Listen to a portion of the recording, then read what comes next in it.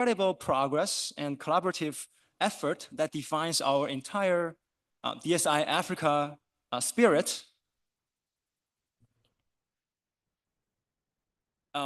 Before we get started with our introduction and welcoming session, I want to remind everybody, please scan the QR code shown on the slides, just so we know you are here with us.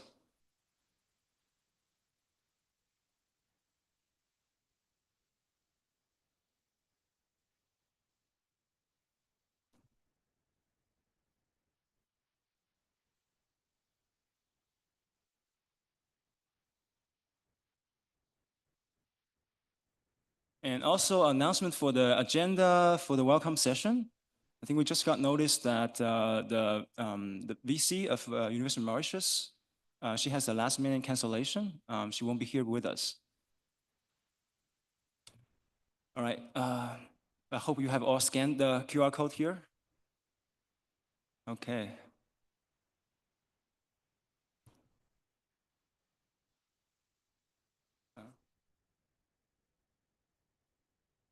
Somehow I cannot advance slides. Do you have the slides for next one? Oh.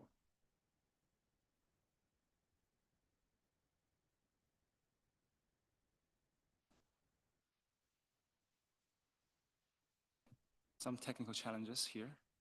All right. Okay, this is my first slide. Okay. Do I need to say that one more time? All the welcome notes? Never mind. Well, I just want to start with some showcases of our pictures, brilliant pictures we took in Cape Town, 2022. Wow, I cannot believe it's already been 2 years. But out of my curiosity, how many in this room were there in Cape Town? Ooh, wow, fantastic. I was there too. Another picture, the third conference in Kigali last year. Anyone was there? Fantastic. Wow, look at this whole room. Well, so all of these meetings were just really great, brilliant milestones. You know, in these meetings, we get to know more about each other. We strengthen our collaborations if there is an existing one. Then we start new collaborations. Then we even put our hands together to make solid progress in produce something meaningful. So really, we have been producing a lot over the years. We have counted 159 publications thus far. That number is even growing nowadays, showing our contribution and achievements. In the past year, we've also worked on outreaching different events. We have organized 2 sessions at the United Nations General Assembly 79th events, Science Summit, highlighting our own understanding of importance on topics such as data science, health, climate change, and also sustainability. Not to mention, we are also having a collecting effort that contributes to a very first draft of our marker paper to highlight our DSI Africa achievements so far. I've seen 79 comments in this document for me to address. As the chair of the steering committee meeting, I feel the pressure. I'll pass the pressure to our next chair sitting on my side. Anyway, we'll work on this together as a big team together. Yes, so besides all the milestones that we've had, I think we have many more. We're definitely training masters, PhDs, lead career scientists. We've held so many meetings, virtual networking meetings, because we are across the globe. So we've had several meetings that have been very beneficial to us. I know they keep telling scientists that we don't speak to policy. We even had a workshop on how to talk to policymakers, how to translate our work to policy. And I think these have been very helpful for us in this consortium. And here we are at the 4th DSI Africa annual meeting in Mauritius. As you can see, we have a lot of things that are set out for you. in our program. So this is our word cloud from Gen AI that shows the many things that we are going to cover over the next couple of days that we shall be together. We'll talk about data, we'll talk about engagement, doing this in an ethical way. We'll talk about governance. We already started to talk about generative AI. I think this is really important. Training, different health sessions, all building up to our agenda of trying to advance AI for healthcare in Africa. So welcome again and enjoy the conference. Thank you. All right. So I will invite Dr. Laura Provish to come and take over the rest of the agenda for this afternoon.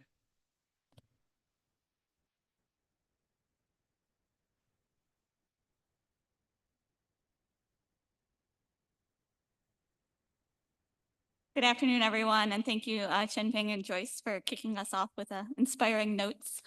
So before I introduce our first speaker for this afternoon, our first guest speaker for this afternoon, I want to mention that there are many of us here from the National Institutes of Health, and we're excited to be with you this week, to be in Mauritius, and to hear about all of the exciting developments that you have going on in your programs.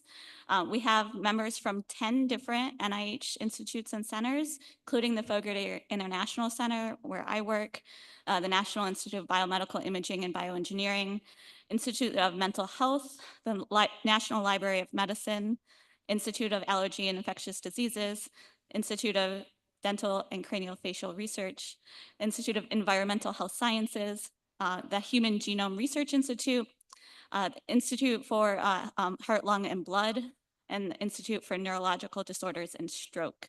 So it just shows you the breadth of people interested in this program and the breadth of topics that you're all working on, and it just makes me very excited.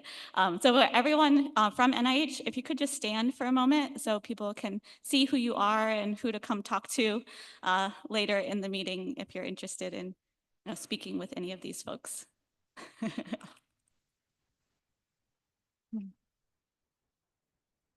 Wonderful. It's my pleasure to now introduce our guest of honor for this opening session, Dr. Kathy Newsel. Dr. Newsel is the director of the Fogarty International Center, an associate director for international research at NIH, where she just joined us in May of 2024.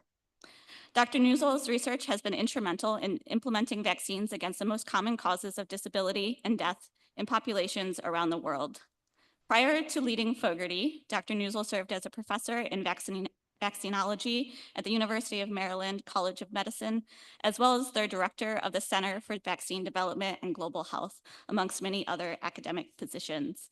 Dr. Newsel also worked for PATH for a decade, serving as clinical director of the rotavirus vaccine program, director of the influenza project, and director of the Vaccine Access and Delivery Global Program.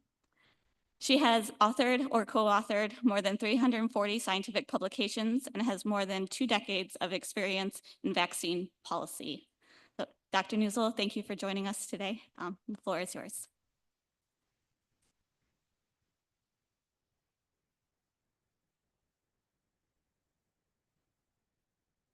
So thank you, Laura. I am also very excited to be here with you today. This is a topic just of immense importance to me and to the NIH, and I will talk a little bit about that. I've seen some friends here, which is wonderful. I'm so happy that so many colleagues from NIH made the long trip. And I also look forward to meeting all of you. This is such a long trip. Usually they pack my travel with a day here and a day there. But you know, it's hard to get anywhere from Mauritius. So I'm here for the week and thrilled about it. And again, please come up to me if you see me in the hall or at a poster session, introduce yourself, and I would love to hear about your work. So just a little bit about NIH and the Fogarty Center. NIH, as people probably know, is the largest funder of biomedical research in the world. You see our mission statement there, science in pursuit of fundamental knowledge. But I really want to quote our director, Dr. Monica Bertagnoli. Our work is not finished when we deliver scientific discoveries. Our work is finished when all people are living long and healthy lives. NIH research encompasses the laboratory, the clinic, and the community. So again, it is all about health, and I know that that's the impact that all of you want as well. Now, if we look at the Fogarty International Center, and I did come to Fogarty, you heard my background. I have worked around the world, mainly on vaccine programs, many partnerships in Africa on vaccine programs. So pleased to be back, and was just really drawn to the Fogarty mission when I made this move to support and advance the NIH mission through global partnerships and to address global health challenges through innovation and collaborative programs for research and training. And again, I'll get into that a little bit more. Now, this is a resource that I want you to know about. It's called World Report. It's a database that's accessible to all of you. And in fact, with the skill sets in this room, you will probably be more nimble at it than I am at your first try. But it is a data set that captures the extramural programs at NIH, direct awards, collaborations. It also captures data from other funders. And you can do a lot with this. You can see where NIH funds research. You can identify potential centers of excellence. You can search this by research topic. So when you're thinking of a new collaboration or a new area, or maybe putting a grant in, again, go to World Report, play with it a little bit. You'll learn a lot. And when we play with World Report, you know, this is what we find, that we are a US agency, but we support many foreign direct awards and collaborations. And this looks at FY 2023. And you can see that the three most common countries outside the US where we support research are not particularly surprising: Canada, the UK, and Germany. But look at South Africa there coming in fourth. Look at Uganda, a low-income country, in the top 10. And you see several other countries in Africa that make this list. So we're hoping with this foundation of data science that we see more people in this room from countries that keep moving up on this list. And also I want to say that every grant-making NIH institute and center supports global health research. So you see the big ones on the left there: the National Institute of Allergy and Infectious Diseases, the National Cancer Institute, but again, every one of our institutes. So once again, I am pleased to see so many other representatives here from NIH. I'm going to offer that you should also walk up to them and talk to them and learn about what they support and use this meeting to get to know them. Now, as I think about, you know, what drives me and my passion and where we want to go with research, you know, we're just reminded that the world and particularly low and middle income countries are facing unprecedented challenges with adverse impacts on health. We have climate change, we have a rise in non-communicable diseases, antimicrobial resistance. We know that we're still suffering from some COVID-19 effects, with backsliding in primary health services, with decreased immunization coverage during that period that we're trying to catch up. Outbreaks everywhere. I don't have to tell that to the people in this room: polio, mpox, dengue, measles, cholera. We have record number of humanitarian crises going on in the world and a record number of misplaced people. And of course, there's economic stress on families and governments. And really, to me, scientific discovery is going to be the answer. Partnerships, large partnerships like this one, are going to be the answer. But we must ensure equity. We have to be sure that as we move these scientific discoveries along, to address these problems, that equity is at the forefront. You heard about my vaccine background. Before equity was a buzzword, I really used to be driven by vaccines or tools for health equity. What's a great example of that? I would say there is no better example of health equity than the eradication of smallpox, right? The global good partners around the world came together. By eradicating a disease, every person in the world benefits. So perhaps that's our pinnacle. But how do we, again, apply these scientific discoveries so everybody benefits? I'm currently on the World Health Organization Strategic Advisory Group of Experts for Immunization, so the vaccine policy body for WHO. And one of my favorite phrases when I serve on that committee is, the greatest inequity is data inequity. A recent example is Mpox vaccine. We have all of these data on the vaccine committee that I'm on in the US and Europe. Where is the problem? The outbreak is in Africa and the data are sparse. So really, the people in this room are going to solve that data inequity problem. And again, it is so important to us moving forward. So at Fogarty, again, we believe that scientific training and capacity strengthening is part of all of this. And again, I encourage you to go to the NIH website, to the Fogarty website, and learn more. Training and capacity strengthening are a huge part of this program. And just to tell you a little bit about the background of this program, this is funded through something called the NIH Common Fund, which looks to bold science, catalyzing discoveries across all biomedical and behavioral research. So this isn't just Fogarty. This isn't just one NIH institute. This is a space where multiple institutes and centers come together to address high priority challenges for the NIH and make a broader impact in the scientific community. And this is the genesis of DSI Africa. And you are well aware of your goals.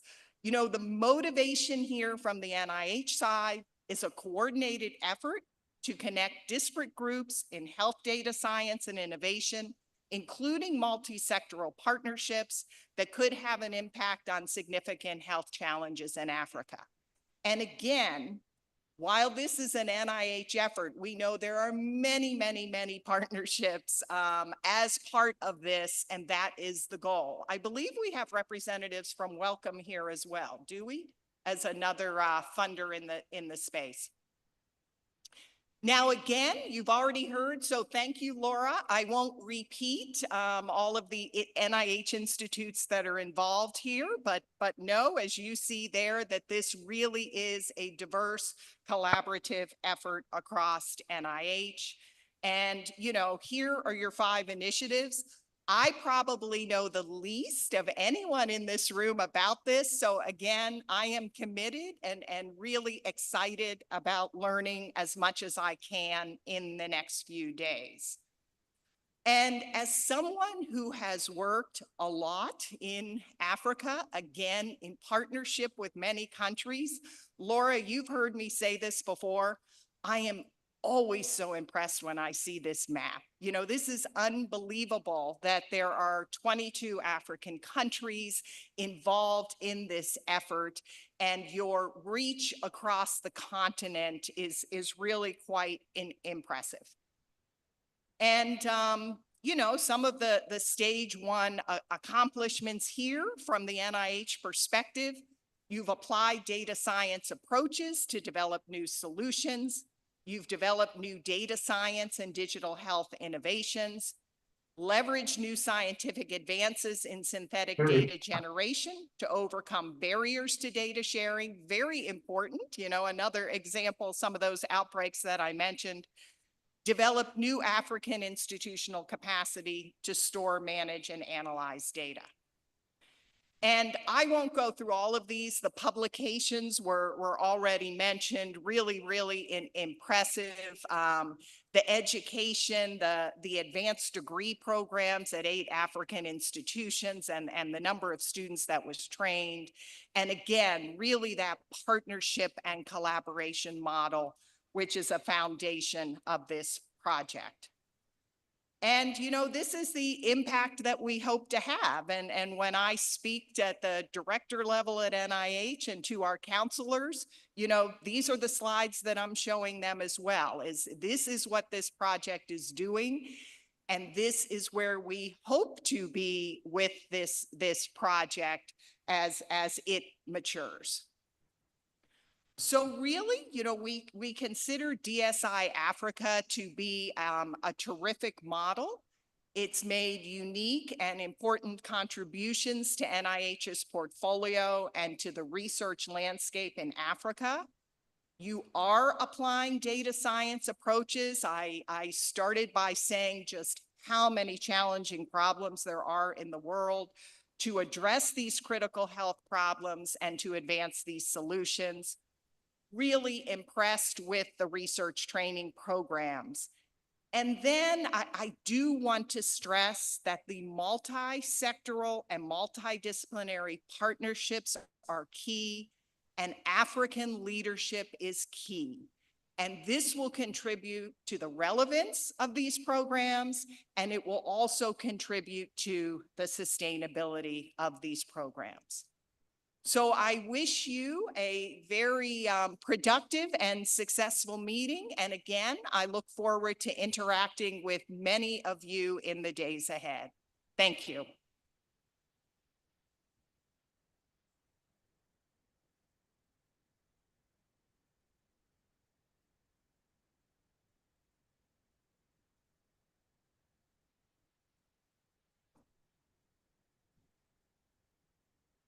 Thank you, Dr. Newsel. Our next speaker for this afternoon is Ms. Amanda Jacobson. Ms. Jacobson is a career member of the Senior Foreign Service Class of Counselor. She most recently served as the Deputy Chief of Mission of the U.S. Embassy in Botswana. Prior to that, she served as the Public Affairs Officer at the U.S. Embassy in Ethiopia. And she has also been a spokesperson for the Bureau of African Affairs at the State Department and the Special Assistant to the Assistant Secretary of State for African Affairs. Ms. Jacobson's other diplomatic assignments have included positions in Nepal and also other positions in Botswana. Thank you, Ms. Jacobson, for joining us today.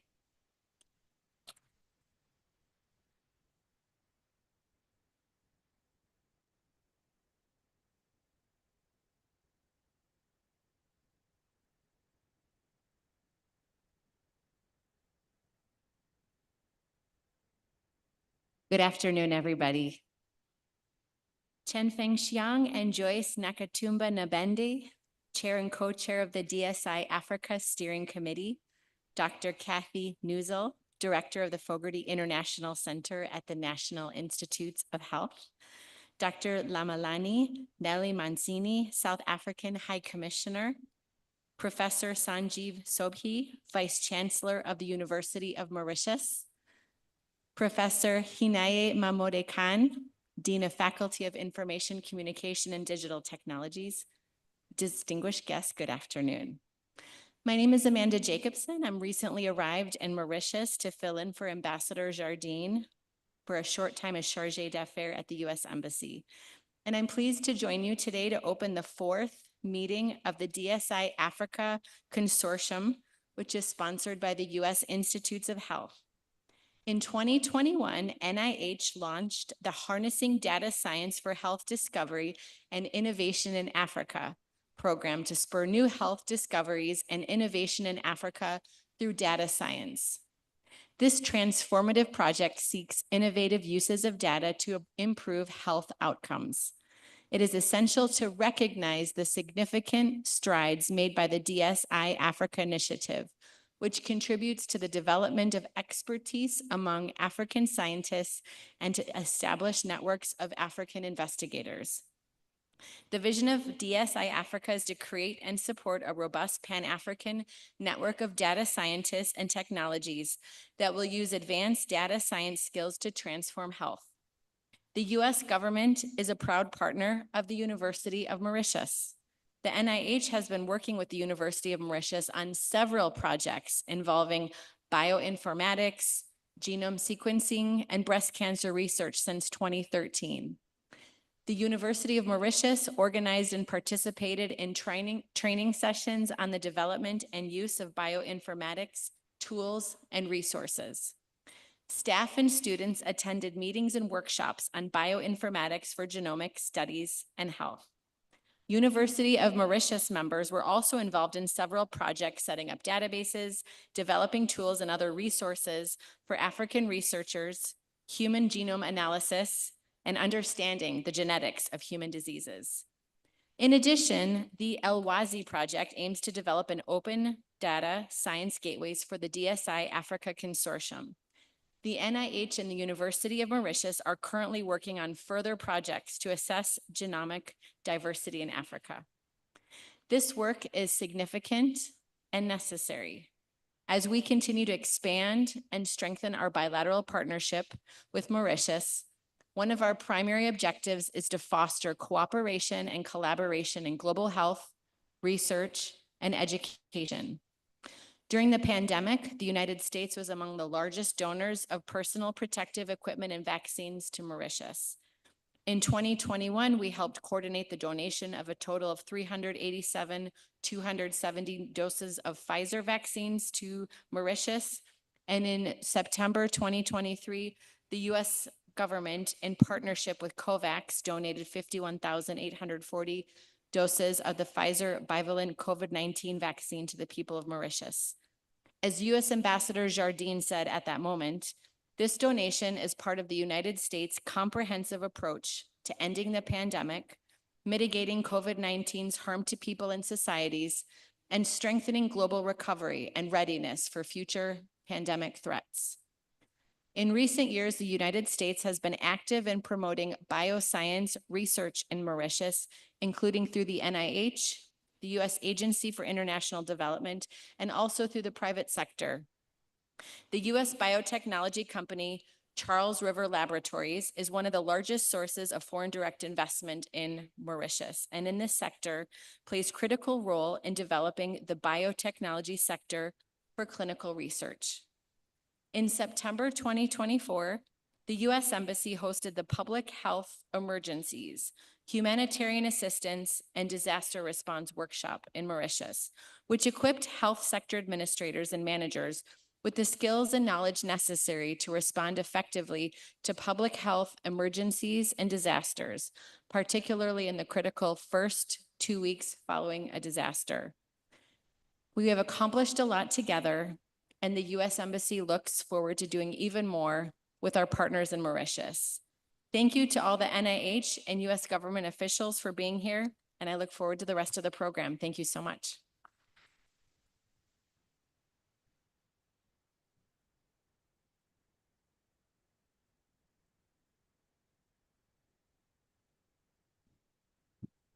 Thank you, Amanda. That is really encouraging. It's great to have your support at the DSI Consortium meeting and to hear all the positive things that the US government is contributing to the island.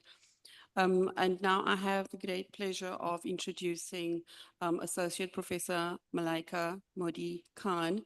She is the Dean of the Faculty of Information, Communications and Digital Technology at the University of Mauritius. Professor Khan is a prominent academic at the university, where she contributes significantly to the fields of education and research. She has been involved in various educational initiatives and research projects. Her academic journey has equipped her with extensive knowledge and expertise, particularly in the areas of teaching methodologies and educational development. Her research interests include curriculum development, integration of technology in education, artificial intelligence, and computer vision. She has published several articles that address contemporary issues in health, around health revolutionizing healthcare and improving the accuracy of diagnosis, enhancing patient care, and optimizing the efficiency of healthcare systems through data-driven decision-making. She's also committed to education, and her contributions to academic research makes her a valuable asset to the university and her broader and to the broader educational community. She inspires both her students, colleagues, and we are very pleased to welcome her here today. Thank you. Please join us.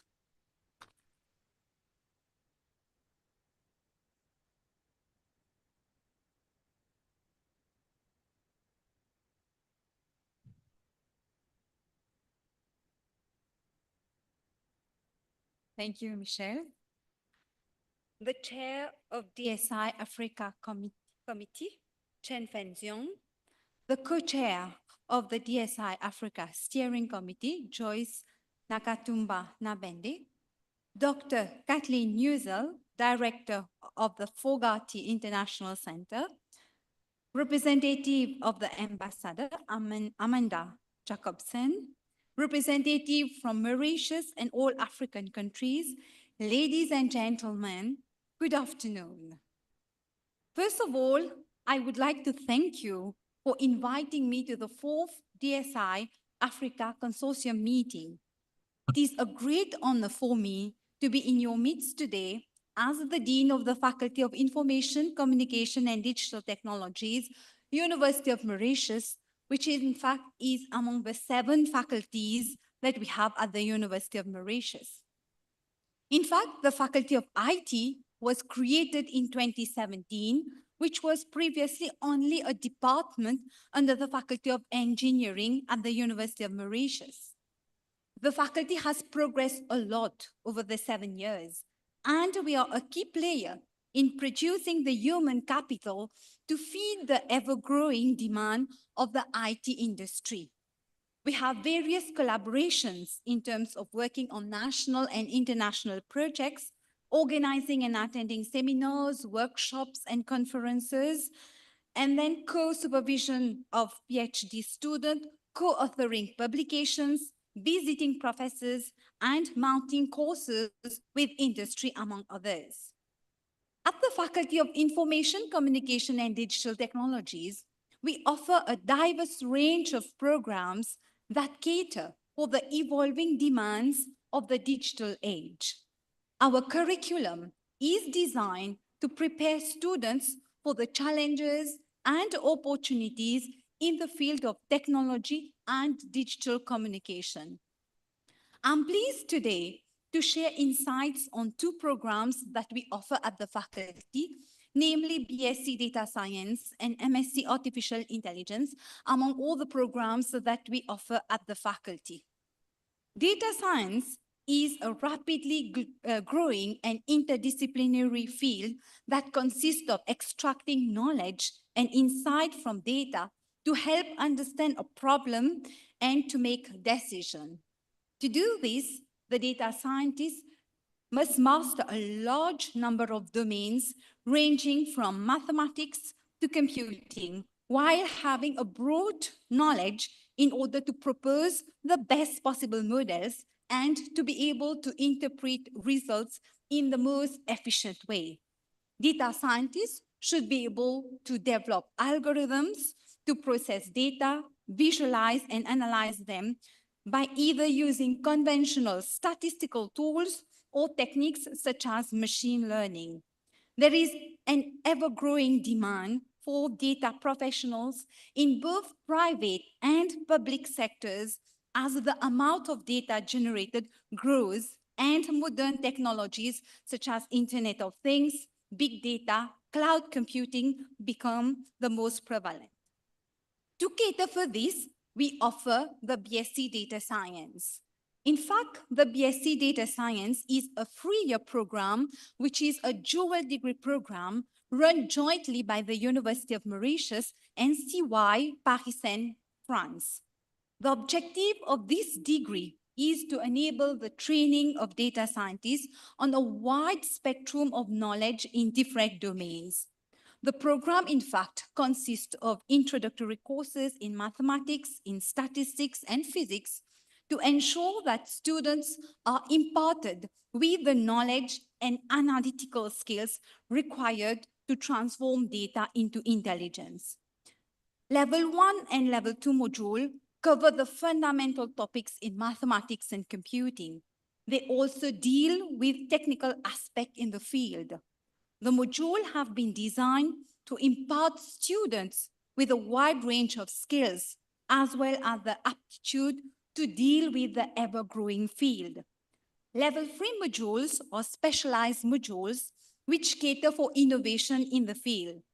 Students undertake research and projects to enable them to bring together a large number of concepts from the program.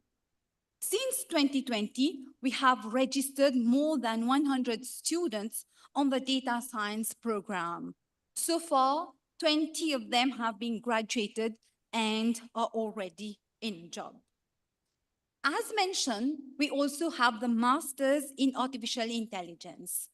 The master's course in artificial intelligence offered by the Department of Software and Information System and the university is designed to equip students with advanced knowledge and practical skills in AI technologies and applications.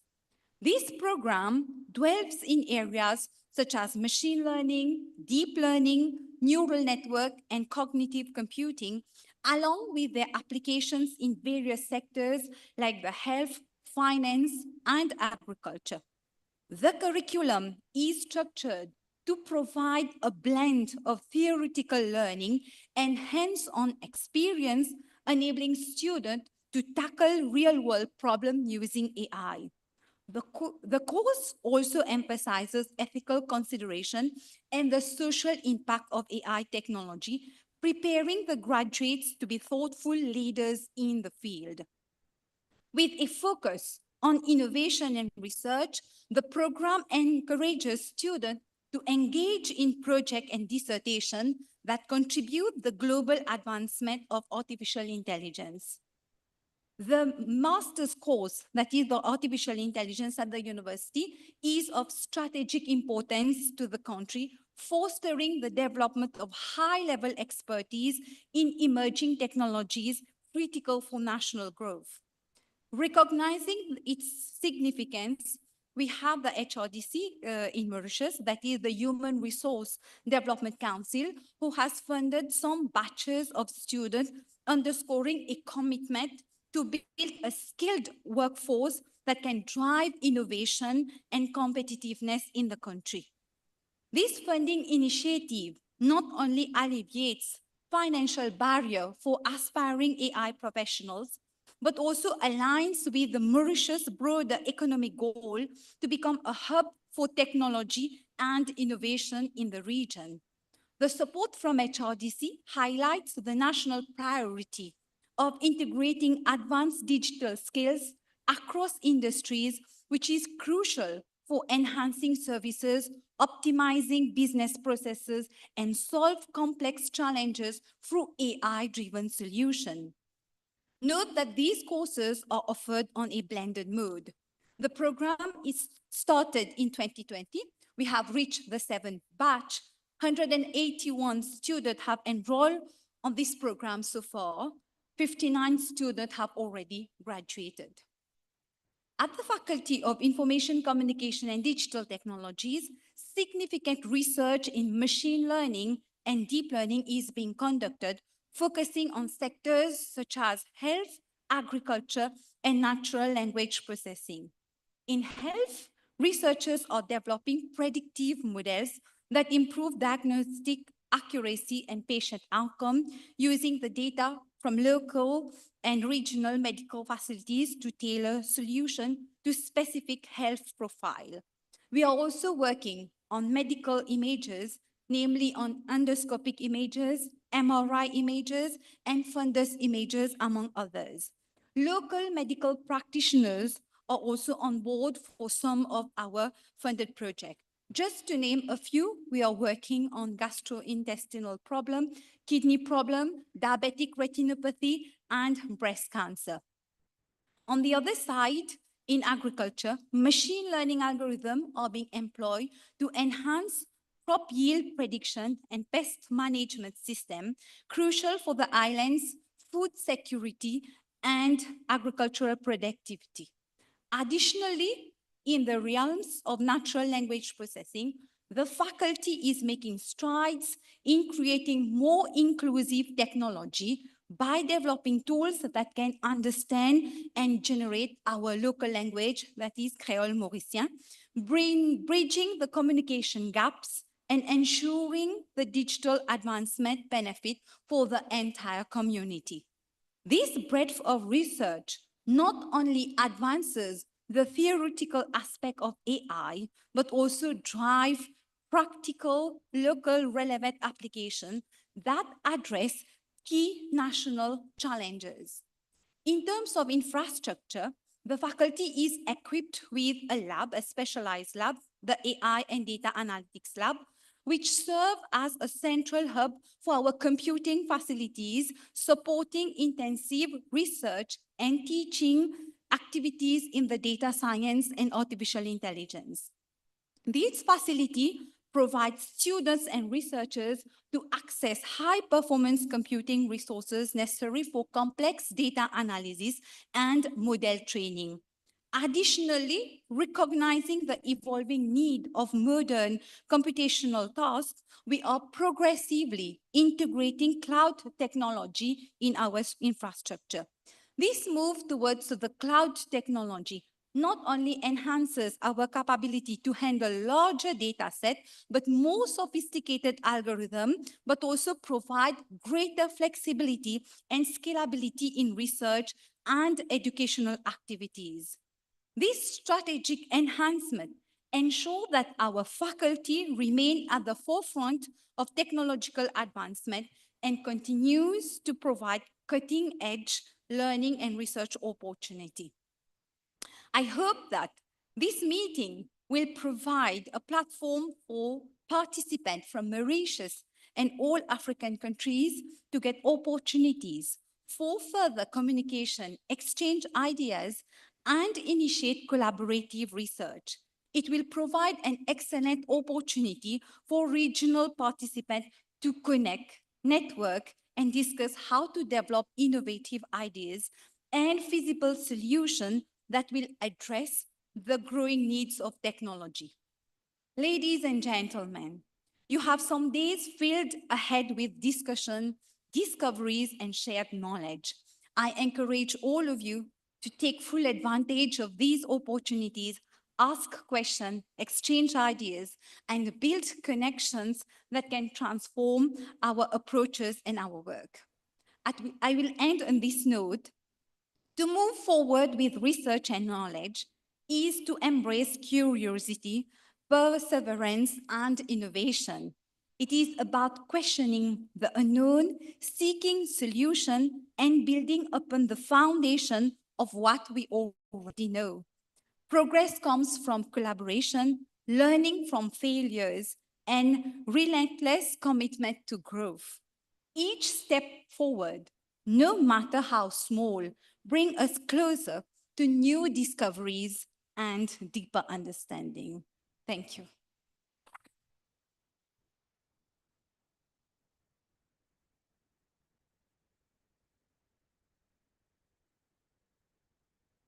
Thank you, Malaika. That's really encouraging, working together with government, academia to build data science capacity. That's really great. So before I introduce our next Professor Fakim, just some announcements from our social media liaison, encouraging us to please post to social media, hashtag DSI Africa 2024, hashtag data science on LinkedIn, X, Blue Sky, and Facebook, please. And I also wanted to say to Shen Fing, I think you're outnumbered today in this session. Did you realize that?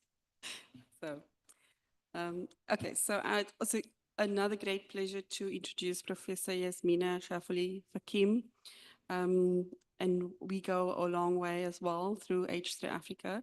Professor Fakim is professor in biotechnology at the University of Mauritius. She was a HA Bionet PI during the first phase of the grant and also a co-PI in phase 2. She has been active in promoting the development and use of bioinformatics in Mauritius and Southern African countries through grants from CBio and H3A Bionet. Her research focus is in genomics and bioinformatics. She is currently supervising students working on microbial genomics and molecular docking.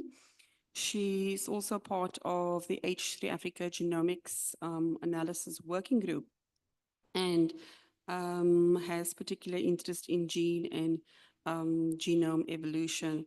Her group has developed several diagnostic tools and pathogenic molecular detection characterization. And we are so pleased to have you with us today. So please join us. Thank you.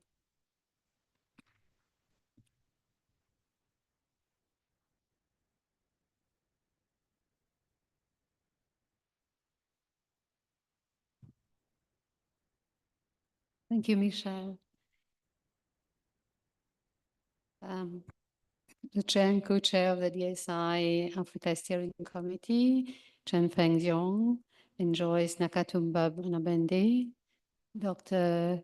Kathleen Newsell, Director of Fogarty International Center, Miss Amanda Jacobson, Chargée d'Affaires at the US Embassy in Mauritius, Professor Inai Khan, Mahmoud Khan, and Dr. Heidi Sofia, Deputy Director of NCBI. Good afternoon, ladies and gentlemen, and I am pleased here to be with you today, and I wish to thank the organizers, in particular Professor Mulder, for having invited us here today. It is indeed with great pleasure that Mauritius is hosting this 4th DSI Africa Consortium meeting in this attractive venue. And on behalf of the University of Mauritius, we extend a warm welcome to all the delegates and participants at this meeting. We are indeed really privileged to have amongst us today, or for the week, such a big team, an auspicious team of scientists in our midst to showcase their project and to share their ideas and knowledge with the rest of us. So what I would like to do this afternoon is not to take too much of your time, but just to go quickly over what has been our experience at the University of Mauritius over the last 10, 12 years, being part of the NIH-funded projects of H3 Africa. What has it brought to us, to our students, to our staff? How did we cope with the challenges that we had in the beginning? So since 2013, so it has been, we have been part of the, so sorry, before I start, I understand that some of you took the plane to come here, but we're not very sure where Mauritius was. And I'm always very pleased, you know, when I see my colleagues from HR Africa, they put a big enough dot on the map for us to see where Mauritius is. So this is Mauritius, and we actually have sovereignty over all of this region, which is about 2.2 million square kilometers of mostly sea, ocean, but that's Mauritius. And we also have the small island of Rodrigue, which I will mention later on. Yeah, so I was saying we started with our collaboration with H3 Bionet way back in 2013.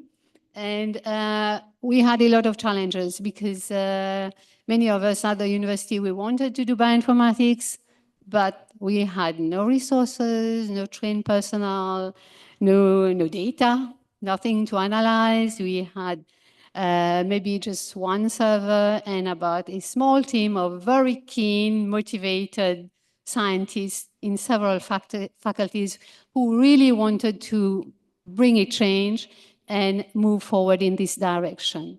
So we were really privileged to have already some connections, some collaborations with other institutions. which helped us to kind of mount some training and capacity building in bioinformatics and genomics. So everybody wanted to do genomics, everybody wanted to do some analysis using bioinformatics tools, but we were not really sure how to go about. So the way forward was to focus on training and capacity building. And to do that, we partnered with all of these institutions here. First, the HRBINet, an institution for science, so IT in Finland, the University of Uppsala, and other institutions in Africa as well, including Cambridge. And what really triggered this effort was a partnership with what is called the Southern African Network for Biosciences. Many of you might have heard of it. It's still running, but it is a network that is under NEPAD, AU NEPAD, that initially funded the training. So it was like a kickstarting this program to develop bioinformatics in the region. It was not only for Mauritius, but it was for Southern African countries. So this helped us in launching the training, getting students trained. And since then, I must say that it has been a real success because we have had a very large number of students and researchers who were trained. And we also implemented the IBT courses from HRBINet. And now I must say that the outcome has been, we already have bioinformatics being taught. You have heard about data science, but bioinformatics being taught in other faculties, in the agriculture, science, and medical faculties as well. So being part of the H3Africa, HRBINet family has really been a very enriching experience for all of us. But above all, it has been also a driving force to move forward with confidence because we could get support, we could get help, we could get training from other colleagues who are already ahead of us.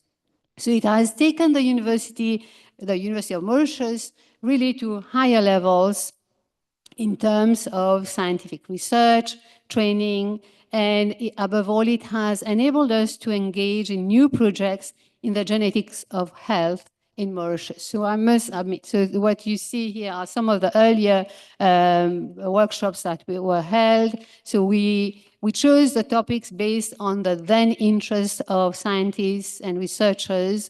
And we were training people from many different countries and institutions in the region. So it has also, in Mauritius, there has been over the years some research in human genetics, but it was very, very minimal. And I would say that now with what has happened over the past 10 years with our engagement, our collaboration with H4Africa, and now with the other programs, it is moving forward and we are already starting to generate some data. Yeah, some of the early workshops we had, the student trainings, the lab that has been developed at the University of Mauritius. So the contribution to the team at the university consisted of several faculty members, and we all have been able to contribute to those projects in HRBINet that are listed here. So the main outcomes, I would say that we have been able to kind of put bioinformatics in the curriculum in programs at the university. Many masters and PhD students have graduated and have moved forward and have even gone further away to other research groups in other countries, in South Africa, Europe, North America.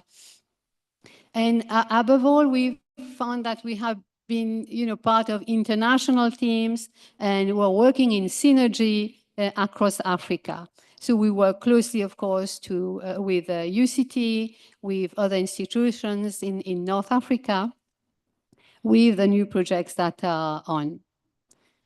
Now, as I said, initially, we didn't have any resources, but now we have access to data that have been generated in H4Africa. But most importantly, what we still don't have in Mauritius are adequate computational resources. So had it not been our collaboration with Edge Africa, we wouldn't have been able to run any sort of analysis. So I must thank, of course, UCT and University of Wits for having given us not only the faculty members, but also our students who are working on the computational clusters that are at Wits and UCT. This is really, really a big contribution for us here in Mauritius, given our very limited resources. So what next? What is happening? So after the Edge Africa, we must say it wasn't a dead end. There was a smooth transition to other projects that we are very happy to be part of. We have the Agenda project from the University of Wits. And this is the first time, I must say, that Mauritius and the other small island of Rodrigue are actually generating human genetic data. So this is a huge leap forward with the support of our colleagues in South Africa. So we have here a couple of students, Divyani, who should be here, and Aisha.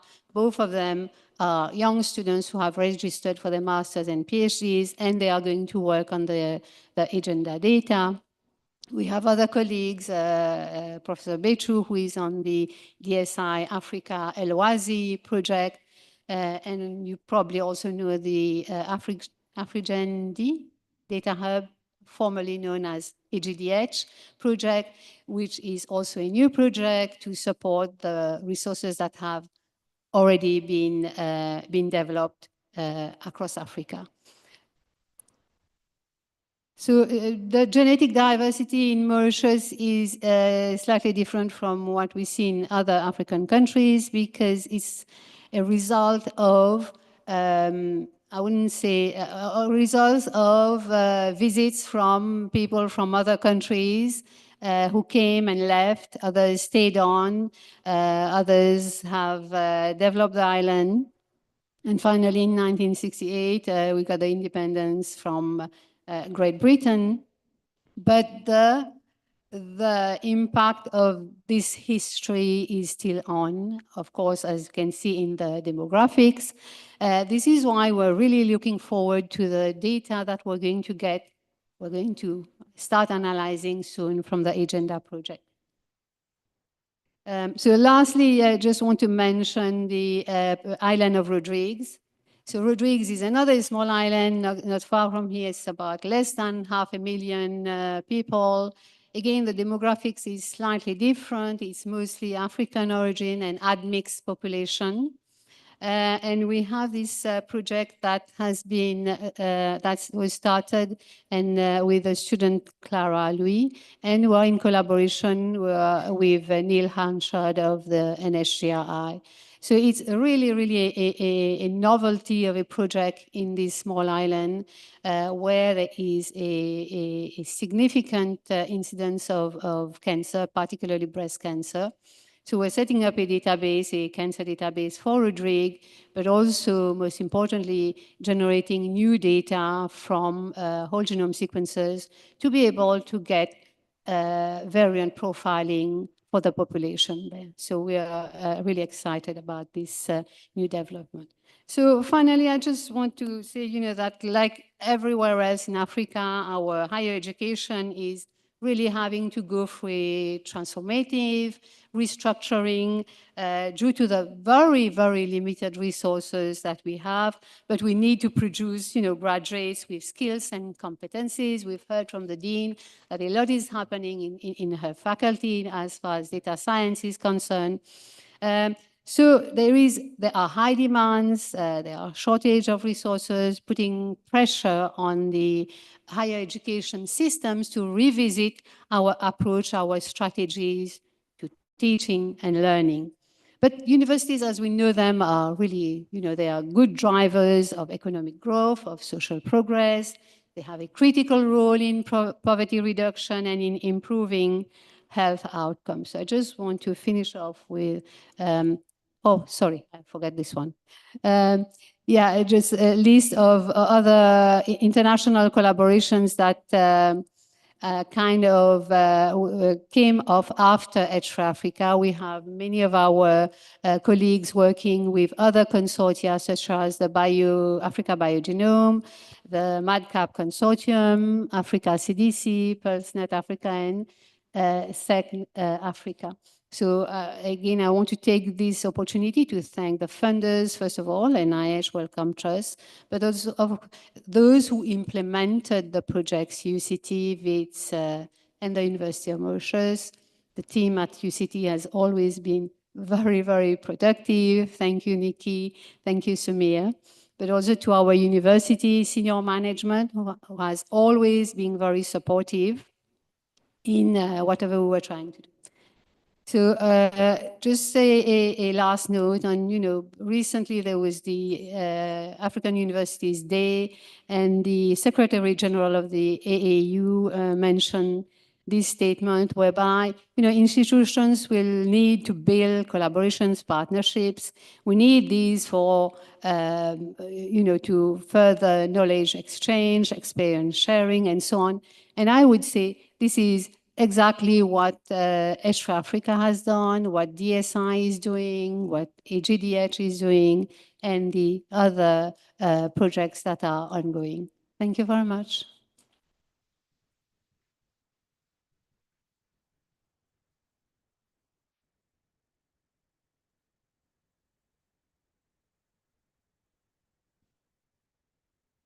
Thank you. And just to build on something that Michelle mentioned earlier, I have to say, while we typically strive for gender parity in our panels, it's been pretty inspiring to hear from these brilliant women in an opening of a data science meeting. So thank you for being here.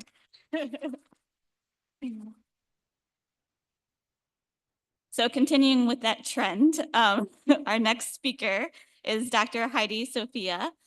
Dr. Sophia is the Deputy Director of the National Center for Biotechnology Information, or NCBI, at the National Library of Medicine at NIH. And I know many of you have been interested in NCBI resources, so please come talk to Heidi later in the meeting.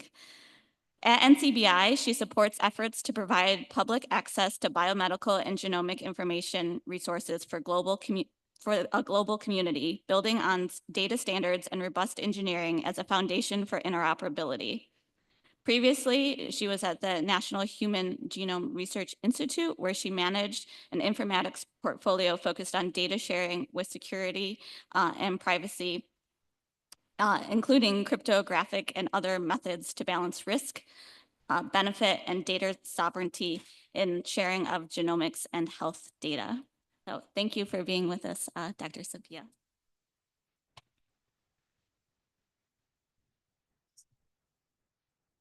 Thank you. And everybody, welcome. This is such an exciting meeting, and I feel so privileged to be able to come here and speak to you and meet and talk with you. And I do also encourage you to come and talk to me, because I would very much like to tell you more about NCBI and National Library of Medicine products than I'll be able to in just this short introduction. So I am, as Laura said, I am the Deputy Director of NCBI, which is a unit within the National Library of Medicine at the National Institutes of Health. And I have to say that in the age of information sciences, there could not really, at least from my perspective, be a more exciting place to be than the National Library of Medicine, because it is indeed library sciences and information sciences. And information sciences is just exploding through artificial intelligence and machine learning, high performance computing, advanced mathematical and statistical techniques. And so it's really in a growth phase. And so I really commend you for participating in data science. And from what I saw at the Datathon and yesterday's session as well, people really coming to terms with and grappling with AI and these techniques, really fundamentally, I was very, very impressed. I was very impressed with the questions that people brought and kind of the fearlessness that people dove into the topics. And I really was glad I was there and enjoyed being there. And so you already know a lot about NIH, the National Institutes of Health. It's the mission, you've heard about the mission. This is an aerial view. This is looking from the north to the south. If you go quite a ways farther south, that's where the building I'm in. But like I said, National Center for Biotechnology Information, but at the National Library of Medicine. But previously, when I started at NIH, I actually was at the National Human Genome Research Institute. And when I left the Department of Energy and came to NIH at NHGRI, it was actually right as the H3 Africa program was just getting started. And so I saw up close, and we were immersed in a lot of discussions and a lot of work that went into establishing H3 Africa. And there was, a lot of debate and discussion and consideration of how that program should be designed. As was said, it's a common fund program, so there's certain structures that has to fit into, certain criteria. It's competitive. Not every idea that's proposed to be a common fund program is accepted to be a common fund program. There's only so many at any given time because the idea is actually to break open new opportunities, and that is indeed why a common fund program is limited to a maximum of 10 years. So I think it's really a tribute to your success that actually H3 Africa did have a 10-year span, but now DSI Africa has sprung out of that foundation and has grown out of those roots. And that really shows a commitment, I think, and it really demonstrates the success that has been laid out before us in this effort. But there were actually some very innovative aspects to the design of H3 Africa. And I know from my own experience and from what I saw that the leaders who were developing this, which is Mark Geyer, Jane Peterson, Eric Green, they did a lot of heavy lifting to bring the program together, to build consensus, and also to drive forwards innovative features that at the time now seem, completely, obvious, but at the time it was innovative, and that is the whole point of a common fund program. So at NCBI, where I am now, really is an outward-looking institution, both NCBI and NLM. And it's outward-looking, it's funded by the US government, but it's outward-looking to a global community. And that's, really an important aspect of it. And it gives the place a very special character, just like FIC is outward-looking to the global community. NLM, because it produces these foundational resources, has the same kind of culture. And so it's an important aspect of this, especially now, is a dedication to open science. So really it's about resources to support open science where the benefits of science are accessible to everybody. And that is actually part of the UN Human Rights Declaration, is that the benefits of science are available to everybody. And when you really think about it in terms of equity, and especially data equity, which is a really interesting concept, which I love that concept, it's really, you can see how foundational that is. So NCBI really is at the intersection of data and knowledge, and that's this trajectory of information sciences where you're producing knowledge that you can hopefully apply with wisdom to raw data, which is increasingly huge amounts of data. So we deal with petabytes of data. We're roughly, in terms of intake of data, we're roughly the same size or scale as CERN, the Swiss high energy physics resource. So, we're 2 petabytes a day, they're 1 petabyte a day, but who's counting? And so you can see kind of our mission, our orientation. NCBI's mission statement or tagline is empowering biomedical discovery. And that's what we really aim to do, is to provide you and everybody what you need in kind of core ways for biomedical research to enable you to do the work that is so important to accomplish. So the library side of it has a archival focus to it. You accept, you preserve, you archive data. you really take care of data. You transform it. That's the information sciences side of things. You transform data to support analysis, organizing data, creating access to data, providing services for data analyses, attribution. This is increasingly important. Attribution to support provenance, acknowledgements, and scientific integrity. That's an area of real opportunity where you start getting into concepts of who owns data and how does one own data and how is your relationship to data and how is that tracked and who gets credit for data. These are things that can grow and have a tremendous opportunity to grow. And so I just want to, very, very quickly and a very high level, some of our key products. We support literature services, but one I'll call out in particular is PubMed Central. Maybe you've heard of PubMed, which is an abstract database, but PubMed Central is a database of whole text. It's open. It's currently about 3,000 journals, fully archived. We've just exceeded 10 million publicly accessible articles in this free full text archive of biomedical and life sciences journal literature. All the content is free to read.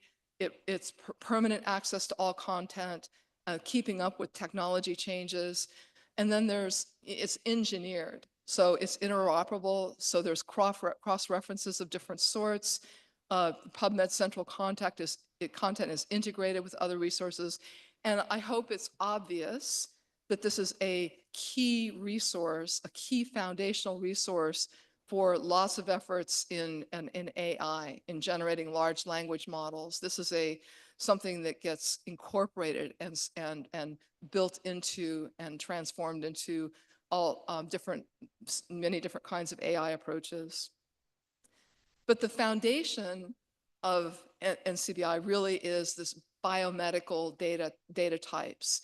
And so it's really been centered around the central dogma and sequencing information as it's transformed into whole genomes or genes or transcripts or proteins. And I just want to emphasize, because I know that some of you are maybe genomics and some are climate scientists, which is wonderful, and other kinds of scientists. Some are more just software engineers and more agnostic about the science side of it. But I just want to take this opportunity to describe to you the power of genomic sequencing data in being a kind of a time machine of sorts. You can read the past to exquisite detail with tiny, and the example of that is the Denisovian ancient peoples in Asia, where they had a tiny finger bone fragment, and from that are able to read the kind of genetic history of a whole people. It's just amazingly sensitive these days, especially. So, but it gives you a lens into studying ecosystems and ecologies, populations, understanding population structures, biodiversity, public health, and of course medicine. And it's a key tool for precision medicine. You being able to predict the future, being able to read this linear sequence and predict key aspects of health of individuals, especially in the context of their population origins. So so in terms of sensitivity of the techniques, there's what we call eDNA, which is environmental DNA, which you can capture from the air. So somebody could take an air sample of this room and produce this readout of things that, of who was here. And so the potential is tremendous. But of course, I'm a genomic scientist, so of course I think that way.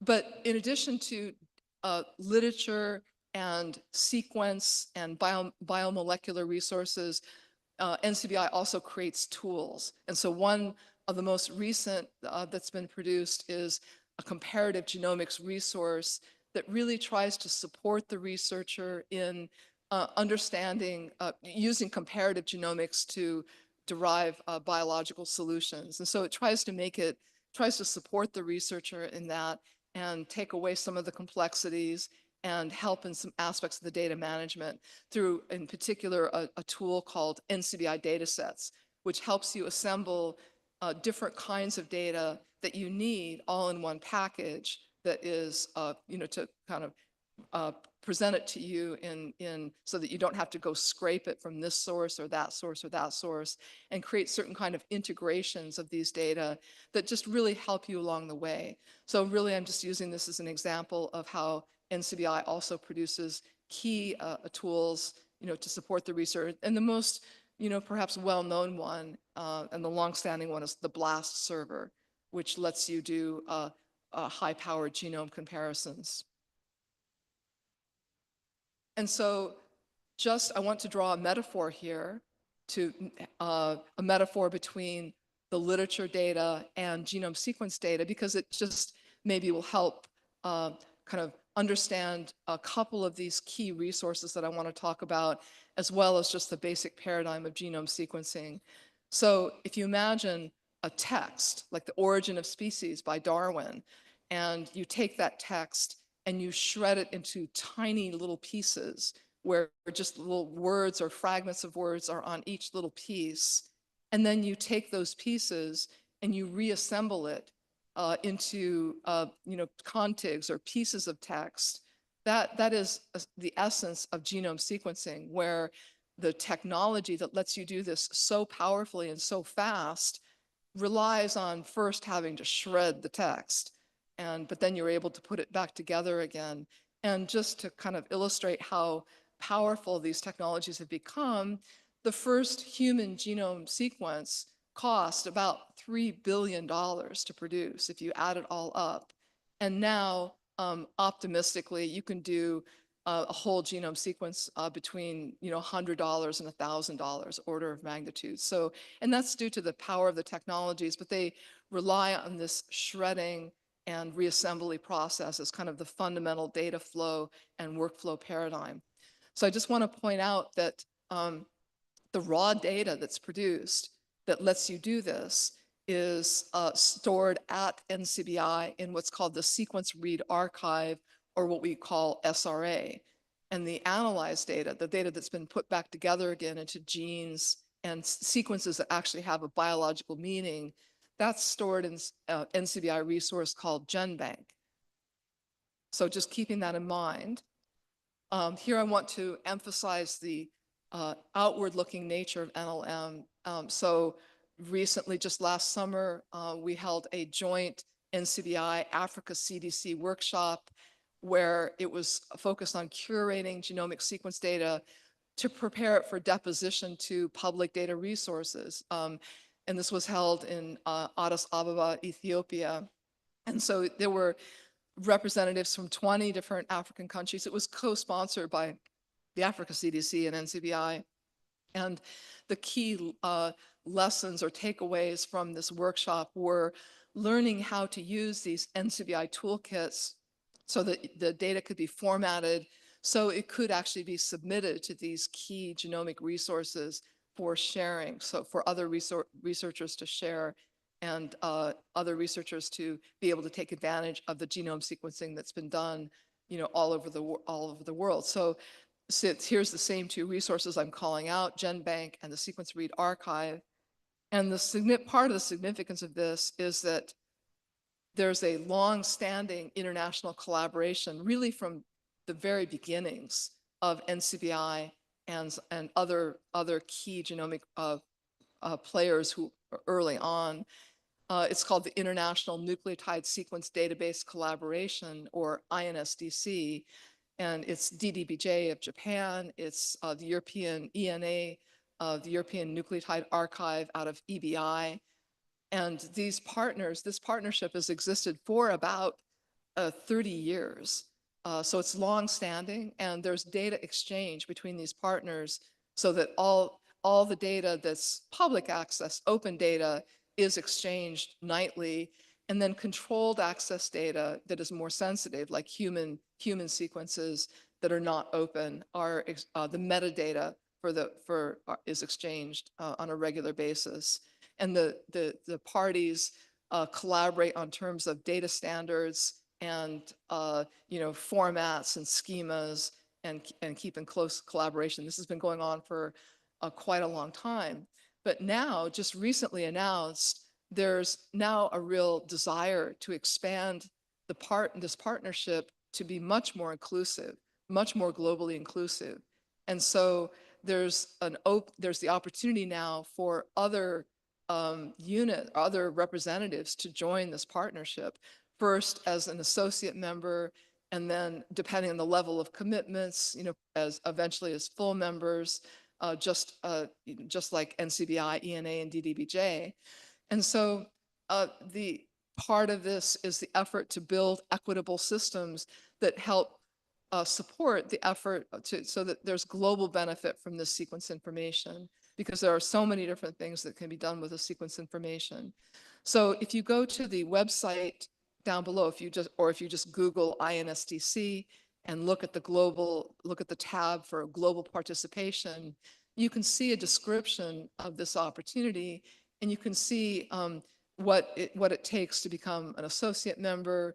There's certain kind of checkpoints or things that have to be, certain levels of commitment that have to be made, because it needs to be a relatively stable commitment, and there needs to be a kind of dedication to being able to share data in the partnership, just like is currently shared between these three founding partners. So that's a very exciting effort as well. And there is, so much more to potentially talk about. The NLM is going to be a center for data standards, helping to propagate data standards, across and integrate and promulgate standards, across NIH and across many different partnerships as well. And part of that is our participation in international standards efforts, like the Global Alliance for Genomics and Health, or GA4GH, or the Research Data Alliance, are kind of key partners. And I know, I've known for a while that El-Wazi has had a very strong commitment to GA4GH standards. And that's, very exciting, really. So there's the Human Pangenome Project, which recently has become a driver project in GA4GH. There's these ideas of new models of data sovereignty, so that new ways of making sure that benefit flows in different and better ways to all participants that are much more fundamentally fair. And then finally, just this amazing opportunity in terms of the use of AI for NHGRI, for NCBI, that might come in mainly in terms of the use of AI to ensure that the data resources are robust and high quality and perfected as the foundation data sets for many other types of AI efforts. And one key aspect of that is that the currency of the realm really is public trust, that's a very important part of this effort. The commitment to open science is the trust of people that the data is good, that it's ethical, has a solid ethical foundation, that it's reliable, that that's committed to public benefit. And that's partly why it's actually so much fun to work at the National Library of Medicine and the NCBI, the National Center for Biotechnology Information. So I just wanted to say that I'm here in place of Steve Sherry, who is the acting director of NLM. He wasn't able to make it, so I have the privilege of addressing you today. And I do also, again, encourage you. I know some of you are involved in the Pangenome projects or GA4GH or other aspects, or if you have any questions about NCBI data resources, feel free to get in touch or to come up to me and introduce yourself. So thank you.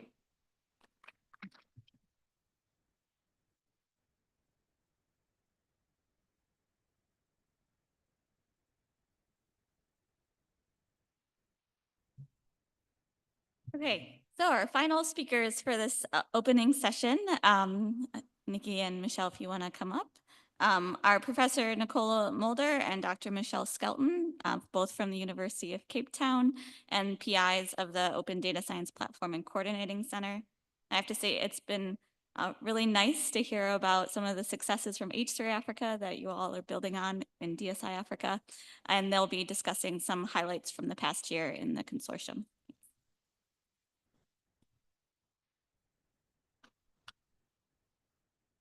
Thank you, and welcome to the distinguished guests and to all the consortium members and all the additional guests that are joining us for this consortium meeting. So it's my pleasure to talk about the Open Data Science Platform, Alwazi. So this is basically a distributed platform, and I'll tell you why I mean distributed in a little bit. And we have to do this because we need to maintain flexibility so that people who want to work on this platform have options. They're not forced to work on specific environments. So this distributed platform is to enable you to store, find, access data, access tools, and then run analyses and share those analyses with your collaborators. The other main objective of Alwazi is to really support a fair data ecosystem. So how do we help the projects to make all the data sets in DSI fair?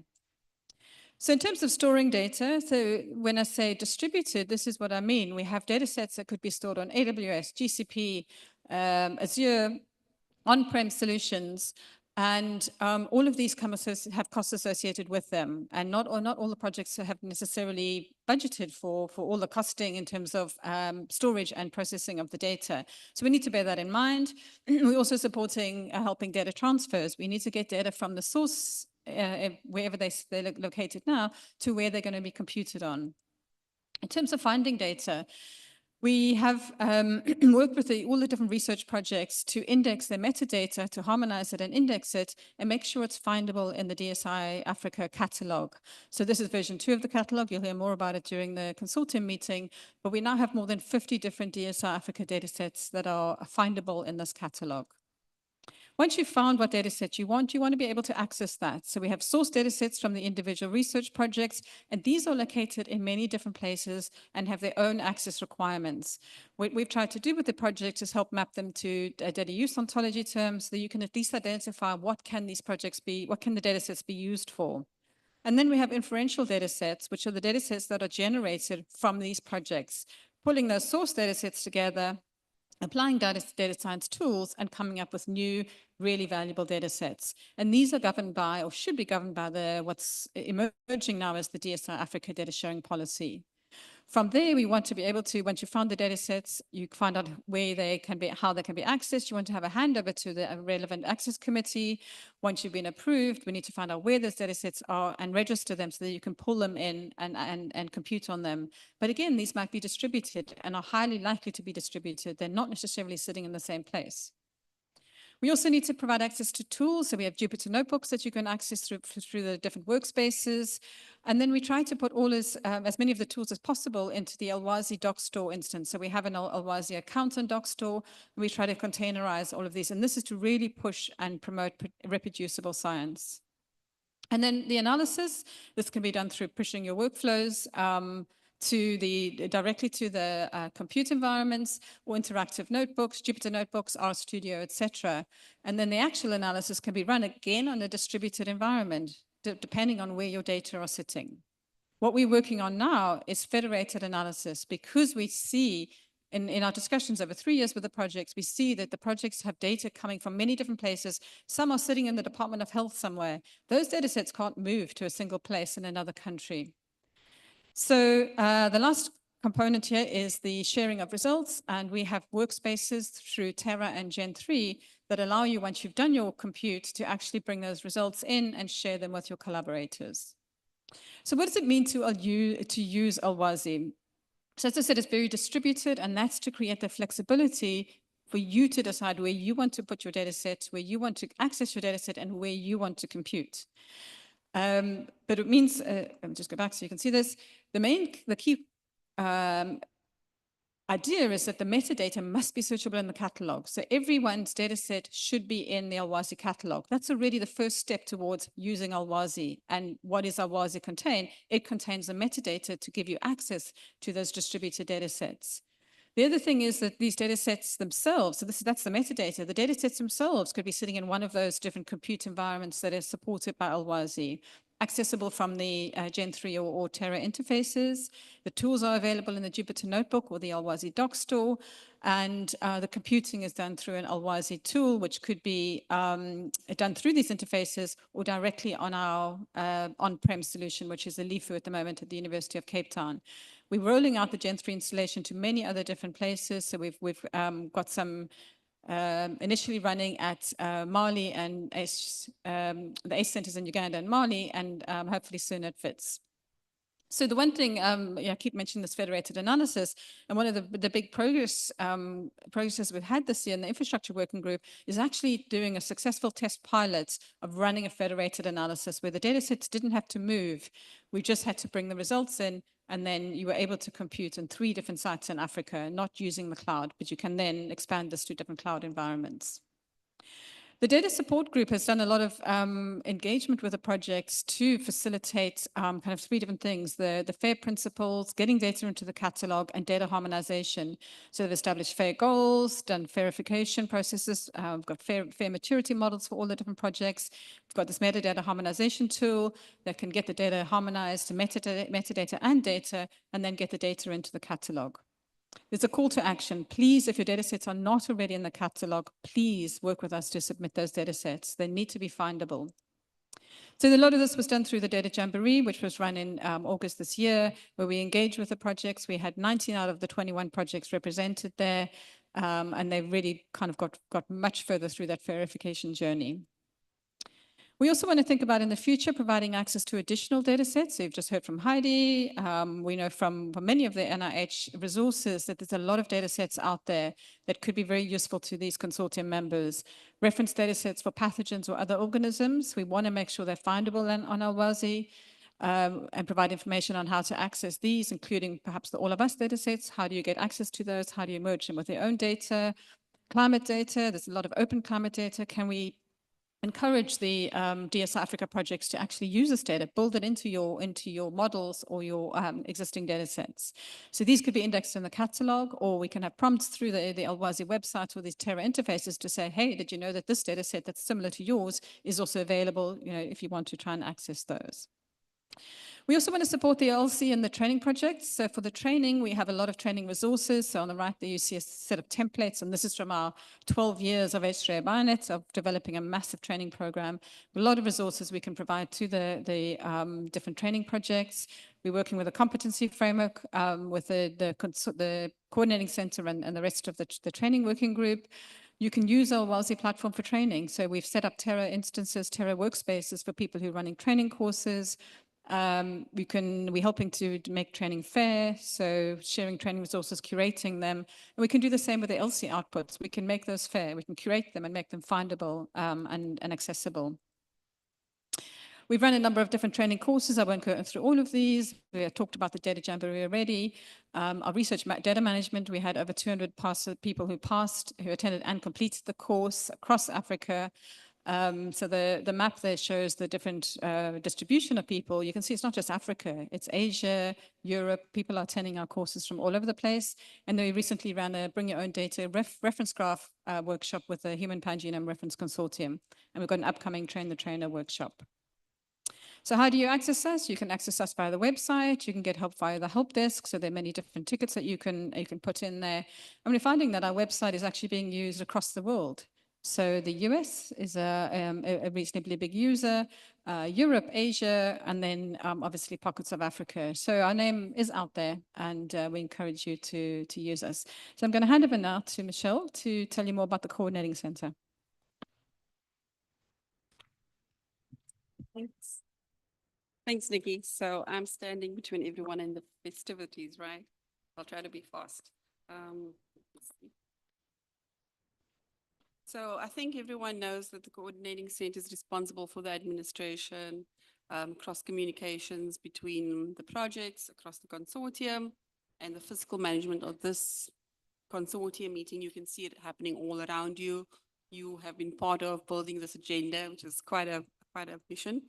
But today I really wanted to talk more about the other highlights that we do throughout the year around training, capacity building, and outreach. So we've supported to this meeting 21 early career researchers, and we also had 68 participants in the data bootcamp.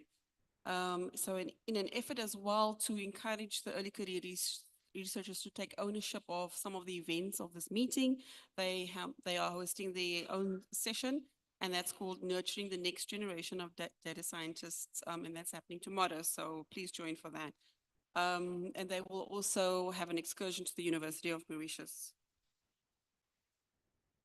So this is the data bootcamp. I must say the room was very hot yesterday and over the weekend.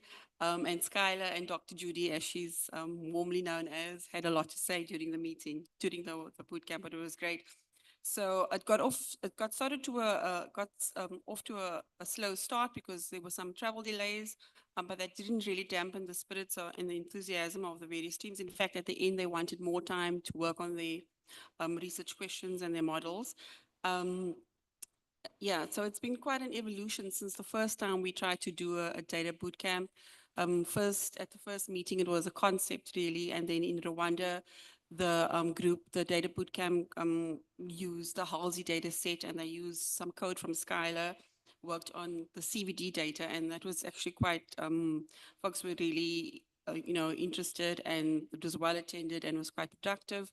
At this meeting, they managed to work with, and with the help of Shakun and Zara from the local organizing committee, provided the breast cancer data set, was gene expression data, and they worked on that. But the key message from the facilitators was, really interrogate the data, understand the clinical background of your data before you start trying to build these complex machine learning models. And you could see that in the presentations, you could see that happening.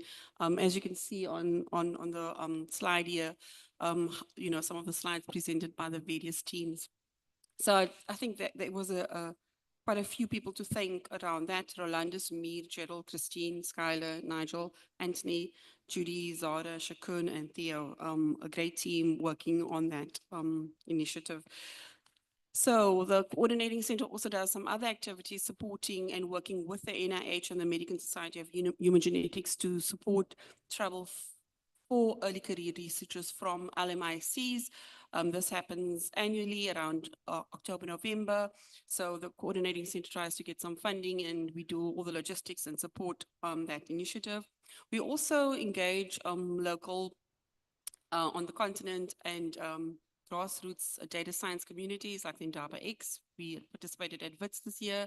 We also participated in Senegal, and Francis and Rolanda really drive that, getting us to participate, whether it's presentations, exhibitions.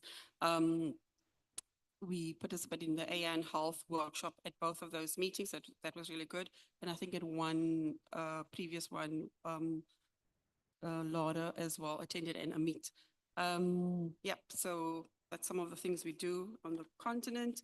Another big objective, of course, for the ODSP and the CC is to develop an introductory biomedical data science course, and that is forging ahead. Part of that is to develop the competency framework for the curriculum development. That's really sort of a great resource because it won't only be used for the data science curriculum, but it can be used more broadly on other curriculums. I think in December, we're already looking at the content of the data science course, and also in December, there'll be a the trainer session, looking at who the trainers will potentially be and trying to launch for June, July next year. So as well, we do some online training. We work with the content from the University of Washington. Some of it is partly synchronous and mostly asynchronous. These are some of the courses that we work with and offer to folks to join online. It's monitoring and evaluation in global health, project management in global health as well, and policy development and advocacy. And Rolanda has put the pass rates and when that happens, but we try to do that as often as possible. So we secure that, we provide that, we coordinate and support that. So we provide the fund, we sort of pay for the overall course, and then there's a nominal fee for folks to join. And Rolanda has also worked recently on the access to data camp for the folks that worked on the boot camp, so they had access to that resource. Also with the training coordinating group, Rolanda leads the tools for DSI webinar series. And this is really a space where early career researchers or anyone really in the community wants to demo tools and skills as an exchange of knowledge. And people are encouraged, of course, to share those resources after the webinar. And it's been a great uptake, and we've had 3 so far. So just in terms of the network exchanges, we'll be going into one this evening, but this is an in-person one. We've had several, at least 7, and at one of them, at least 500 people registered. So we have really great participation. At dinner last night, a colleague asked, what is the point of, and what is the goal of the networking exchange? And really, it's quite broad. We're trying to build data science community on the continent, support for each other, collaboration. And one of the online network exchanges, some of the folks joined from DRC, and they're doing really great work in data science, and they were so happy to find our data science community, and Rolanda has continued the communications with them. They felt a bit isolated, but they found this community, and that's really great, because it's your partnerships you're going to use for future grant applications and project development. So I think that is really the point of this type of initiative. Also, we ran the Ideathon. I think it ran across the whole year, and Francis really drove that process. So the Ideathon is another competitive mechanism we use to stimulate discovery, innovation, and in data science, and really try to answer some pressing health questions, but at a local level. This is actually a concept we learned from the Indaba X and deep learning Indaba community. The Ideathon call was sent out on the DSI mailing list, the external mailing list, and published on the website and the news flash. So it was open to external groups as well. 70 people responded, and they were assigned to 4 groups.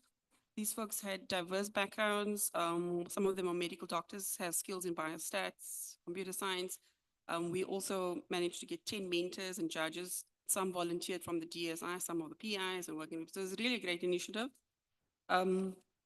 This is some of the teams. It was the Intel IRA, a radiologist in your pocket, omics data harmonization. The other one was Save Me, a mobile phone application for road traffic crash responses in Cameroon, and then also community-driven mobile application for diabetes prevention and management. So I'm not going to go into all of those. If you want to chat to Francis, he's, one really drove that process. These are some of the testimonials. And I think what struck me the most was that people really enjoy the process, the mentorship, the cross-border collaboration without barriers because of language. And also the busy time schedules didn't limit the participation and the interaction and the ability to connect with people. And Francis had a lot of patience, I think, different schedules, of course. We also run the engaging policymakers, health research. And I think from this, I learned that, folks that have transitioned from being scientists and honing their diplomatic skills, it's really a lifelong process, and building relationships with people, of course. And it's really important, in navigating this political landscape towards policy implementation. So I think for the partnerships and outreach working group, they take on the webinar series. They really identify how they want to leverage this webinar series for training and capacity development. I'm not going to go into all of those. Then we also managed to have 2 sessions at the United Nations Science Summit this year, one on AI and digital health, and one on climate change, and those were really well received. We had over 100 participants, delegates attending the online sessions. It's really a great global platform for exposure for DSI Africa, and hopefully, like Nikki, we'll try to have an in-person one if there's appetite from the community for that next year. It's quite challenging and expensive. So yeah, we've also engaged many groups across the continent, and we learn a lot from them. I think what especially strikes me is when you speak to the younger students, they are so excited about data science and AI and machine learning, but they want to know, where's the data? They just want to know where the data is, because they don't have access to data. But they're also concerned about the ethics and the legal implications of what they're doing, so they do ask those questions. But I think the community is growing fast, and the field is moving really fast, and we learn from these grassroots communities. We also have regular features in our schedule around the news flash, which we put out, and we also are progressing on some of our manuscripts. So that's it from me. We can talk further, and I just wanted to. Do you want to say something about your team? So this is Nikki's very diverse team across several continents. She's got a huge team, really great. My team is small, but they've got big personalities, so they make up there. So thank you, everyone. Thanks for listening, and I look forward to the rest of the week. Yeah. Thanks. So just some housekeeping issues. Now we'll go to, there's a tea break and post a session in the masterclass. Yes, I think we must first do that and then come back here for the photograph on the stage, because they'll move the table off and we'll come back for the group photo after the poster session. So please come back. I know you may want to go take a break, but please come back after 30 minutes for the photo on the stage as well. And then we will go into the network exchange, cocktail dinner. There will be a cash bar if you want to get some drinks. So we look forward to the rest of the evening. Thank you so much.